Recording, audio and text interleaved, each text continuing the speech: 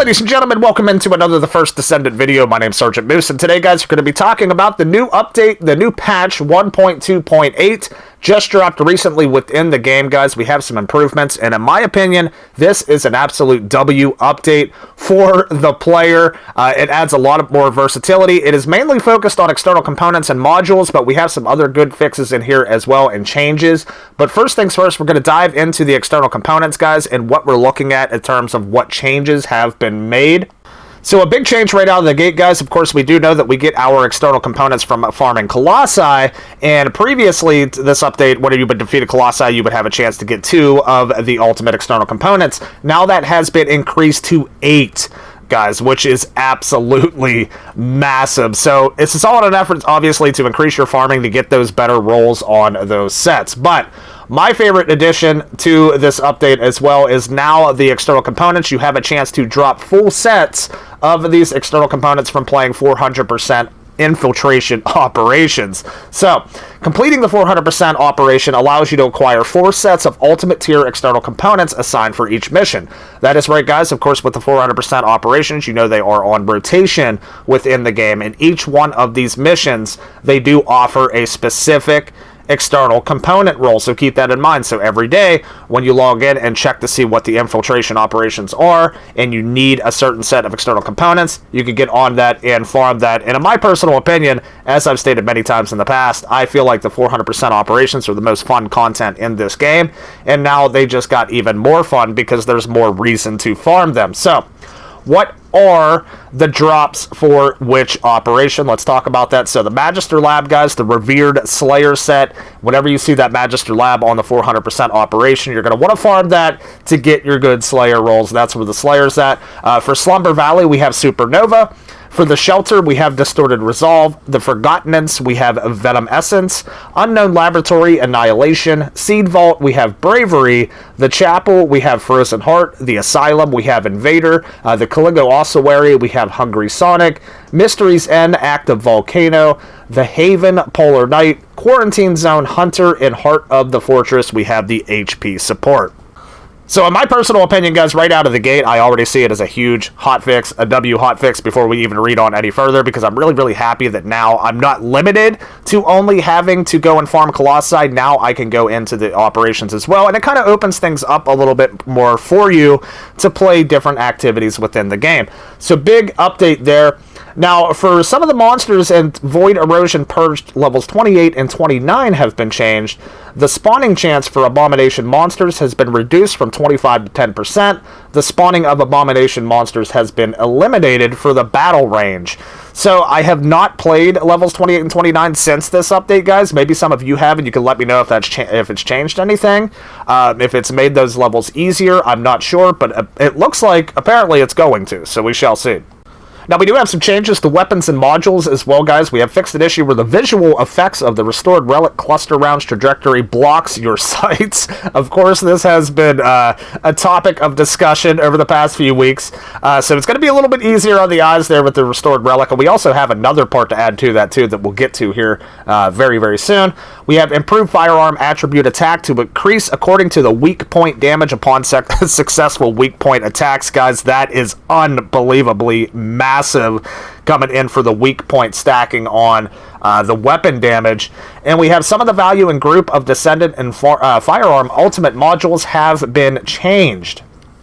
Now, guys, we do have some pretty significant changes coming into Descendant modules, to Firearm modules, and also the external components. We're going to go ahead and name these off, but for the sake of saving time in this video, because there is a lot to talk about in these changes, we'll leave the link down in the description so you guys can go to the patch. If I read off something that you find interesting, you can go check out to see what those changes are for that specific module. So starting with the Descendant modules, we have Lethal Injection, Hyperfocus, Last Stand, Continuous Exaltation, Technique Manual, Preemptive Strike, Midair Fire, MP Plunder, HP Plunder, and Veterans Tactics have all been buffed, guys, have been changed. So if you see something there, go check that out, see what changes have been made. For the firearm module changes, we have hardline suppression both for impact rounds and special rounds. We have heat incinerator, the same for general round, special round, impact rounds, and high power rounds. Frigid burn for special rounds. Quick freezer, the same for general, special, impact, and high power rounds. Venom injector, same for general, special, impact, and high. And better weapon weight. We also have coming in for weapon modules, general rounds, impact rounds. Remote generator, the same for general, special, impact, and high power. And brisk walk, it's the same for general and special rounds. All of those weapon modules have been changed and buffed as well. And also for the external components, guys, as we talked about in our last video, they changed 6 types of external components, have been partially adjusted. Now, for the Bravery, Active Volcano, Invader, and Frozen Heart, they have been adjusted as well. Specifically for the Bravery, Active Volcano, and Invader, they have been rebalanced. Now, for the Frozen Heart, we have the Hungry Sonic and Distorted Resolve. They have been improved. So these are the 6 external components that have been improved. Now, this is an absolute huge one, too, guys, coming in, especially for me, and I know a lot of players who like using the Restored Relic or the Perforator, including other weapons as well. We can now choose the option to not display the explosive effects to all players, including ourselves. So previously, we were able to change it to where we could stop ourselves from seeing other players' explosions, but we couldn't stop ourselves from seeing our own. Now we can. So if you don't want to get absolutely blinded by your weapons, you can now change this. So that's a huge change in my opinion, guys. We can now choose to hide other players' titles. You can choose to not display your damage values on the screen. I'm not big on that. I like to see my values to see if I'm getting more or less damage, of course, but some folks might like that, so you can change that now. The scope of application of the following existing options were broadened. Handgun items can be added to the hide weapon on back option. Oh, that's cool. I am just now reading that. That is cool. I know a lot of players have been wanting to see that. You can now hide the handgun, which is nice. Fellow names can be added to the hide nickname option. And improved to show the name of the consumable item dropped in the field, which you already have in maximum amount. For bug fixes, we have for content fixed at issue where the commander was spawned even if you did defeat some monsters in stage 21, 24, and 27 of the Void Erosion Purge. I should say if you did not defeat some monsters for that. And we have some changes coming in for Keelan, Ultimate Frana, and Ultimate Sharon. Fixed at issue where the gold gain amount for the dismissal of Keelan, Ultimate Frana, and Ultimate Sharon was less than the intentional amount. That's if you're getting rid of these descendants. For Haley, we have fixed at issue where the visual effects of Haley's cryogenic effect continue to be visible even after the duration under certain conditions. For weapons and modules, fixed the incorrect part of the description of the last dagger's unique ability. The description of strike effect has been changed as shown below. For damage, firearm damage times 10 or times rounds per magazine times multiplier has been changed to firearm attack increase, firearm attack times rounds per magazine times multiplier coming in for the last dagger. The steps effect duration display in the skill info window has been changed as shown below. Previous was 20 seconds, changed to 30 seconds. Fixed at issue where Ancient Fire effect was being applied to restore Relic's cluster round, and fixed at issue where the cooldown of Continuous Exaltation module was not correctly applied. Now for the UI, a few changes as well, guys. Fixed at issue where you cannot restart from the results screen after stopping a field mission. I have seen this issue in the past. Glad to see that's fixed. Fixed at issue where the number of paint items was not displayed on the purchase confirmed pop-up screen when purchasing paint bundles. Fixed at issue where setting show only my fellow in options and gameplay and fellow display settings caused all fellows to not be displayed.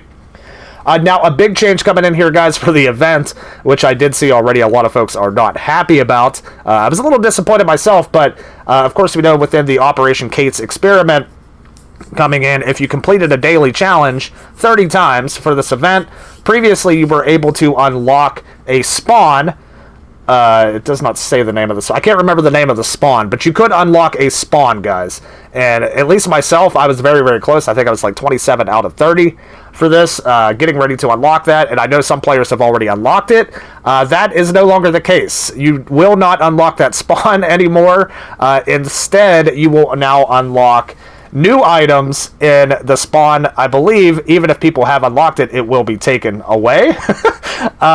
So that's interesting to see there. But we're going to go to the event info page, guys, and take a look here. So now for the dailies, let me see if I can find it. It's somewhere on here. Okay, here we go. For the complete 30 daily operations, instead of that spawn, now I believe it's called Flutter, by the way. You will not receive that. You will receive Social Motion, Cosmic Dance, which is an emote, 10 paints, 2 enamel deep black, 2 real matte black, 2 clear white, 2 alternative white, and 2 shiny metal silver. So that's your new rewards from completing 30 dailies within Kate. I'm not sure why they changed that. My guess is that was a mistake that they put that in the game at the beginning, but we shall see.